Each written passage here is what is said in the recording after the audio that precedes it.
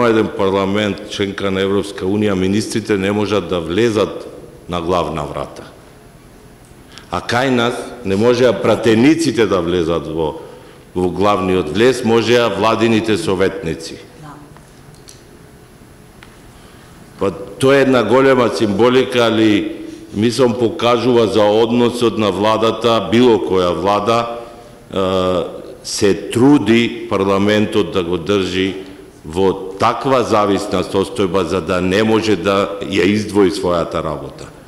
Ние имаме ситуација да за најбанални работи мора да се моли владата. А друг е и односот на министрите према собранието и се согласувам дека е различен односот на министри кои имаат пратеничко искуство и министри кои воопшто немаат такво искуство.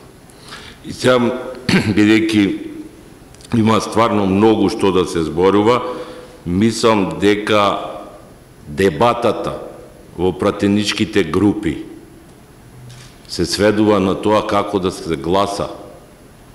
Јас такво чувство имам. А во сите парламенти кои се членки на Европска унија, главната дебата по сите предлози кои доаѓаат од влада, од пратеници, се води во пратеничките групи, пред да се оди на работни тела.